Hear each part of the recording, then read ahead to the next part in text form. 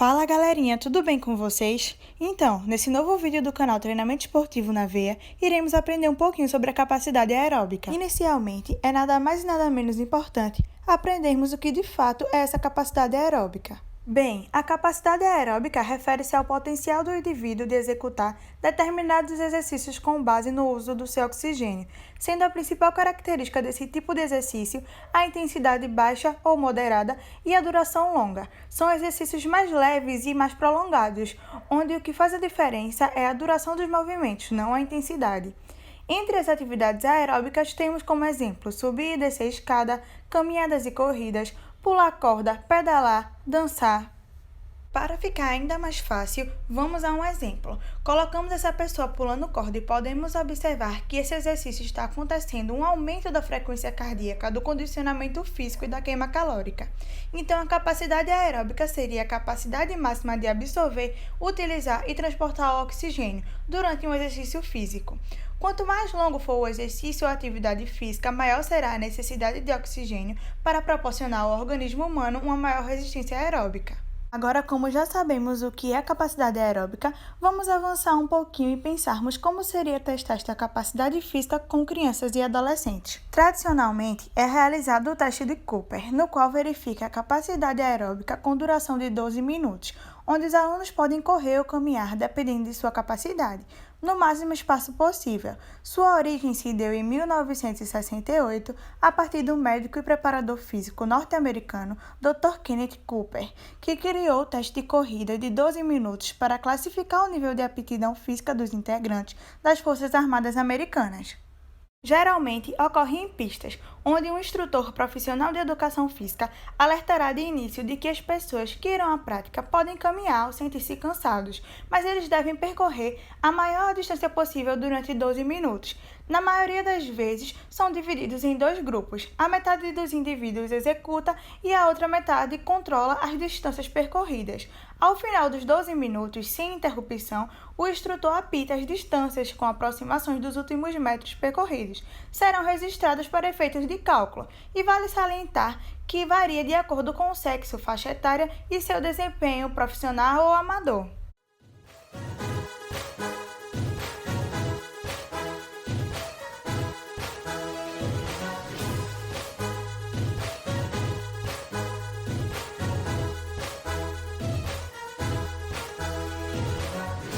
Por fim, é necessário que o avaliador tenha marcadores, folhas de registro e cronômetro e usufrua também da equação do VO2 máximo, que é a distância percorrida menos 504 dividido por 45, para realizar o teste com sucesso, assim chegando a um resultado onde a capacidade cardiorrespiratória pode ser classificada como muito fraca, fraca, média, boa ou excelente. Para além do teste de Cooper, verificamos também outro teste, que é o Yo-Yo Teste, ou prova de recuperação intermitente. Ele consiste em uma prova de campo, cujo objetivo é medir a capacidade aeróbica dos desportistas. Esse teste foi criado pelo desportista de futebol dinamarquês John Bagsbo e é considerado uma das provas mais confiáveis para medir o consumo máximo de oxigênio de forma progressiva, ao aumentar a intensidade progressivamente, e máxima, que é finalizada quando o atleta ou desportista já não pode continuar com a prova. Neste recorte deste vídeo dos atletas do Atlético Mineiro realizando o teste de ioiô, podemos perceber o caso particular das modalidades coletivas, como o futebol. O teste, além de medir a capacidade aeróbica dos desportistas, utiliza-se para melhorar sua resistência e capacidade de recuperação entre esforços intermitentes, tal como sucede no jogo de campo. Como visto, o teste é realizado correndo entre dois pontos, separados entre si por uma distância de 20 metros. O teste começa com um sinal acústico, um apito, a partir do qual o atleta deve correr até o outro extremo. O ritmo vai aumentando à medida que decorre o tempo e os níveis de intensidade. O teste dá-se por finalizado quando o desportista não tenha completado por duas ocasiões a distância percorrida entre um apito e outro, ou seja, é um teste que vai ser realizado até o momento em que os envolvidos estejam exaustos, até ocorrer o marco fisiológico do consumo máximo de oxigênio. Porém, para que esse teste ocorra, existem 3 exigências.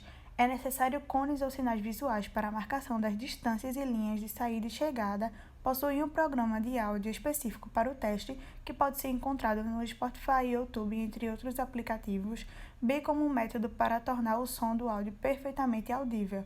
E por fim, e não menos importante, uma prova que seja realizada em segurança em um terreno não escorregadio. Após ocorrer o término do teste, será apresentada a velocidade final e a pontuação nos intervalos será analisada de acordo com a tabela já estabelecida, sendo assim os dados fundamentais para calcular a distância total percorrida pelo atleta durante o teste. A tabela de avaliação do teste de ioiô que encontramos foi dividida em 6 níveis, sendo eles elite, excelente, boa, média, inferior à média ou muito pobre. Porém, para além desses 2 testes, também existem o teste de 2.400 metros e tantos outros que não traremos aqui para não tornar o nosso vídeo muito longo. Porém, para além dos testes renomados, sabia que podemos também fazer a nossa própria atividade da capacidade aeróbica?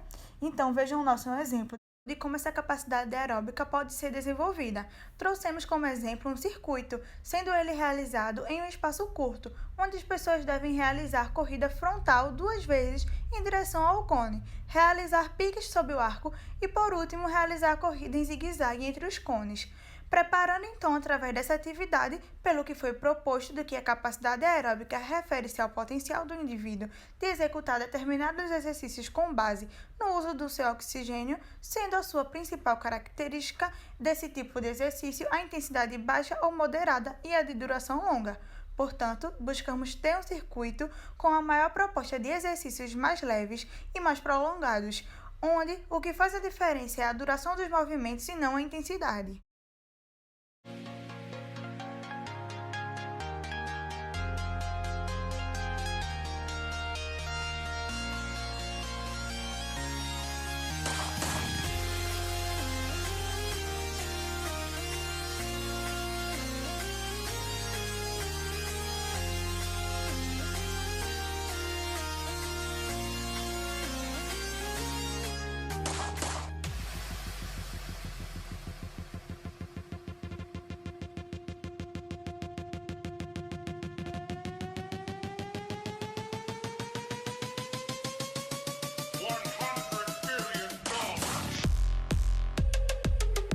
Vale ressaltar que, além de não priorizarem uma intensidade alta, os exercícios aeróbicos têm vários benefícios à saúde, sendo alguns exemplos disso o fortalecimento e aumento do músculo cardíaco, a melhora da circulação do sangue, o aumento da resistência aeróbia, a diminuição da pressão arterial, a redução e controle do peso e controle das taxas de saúde.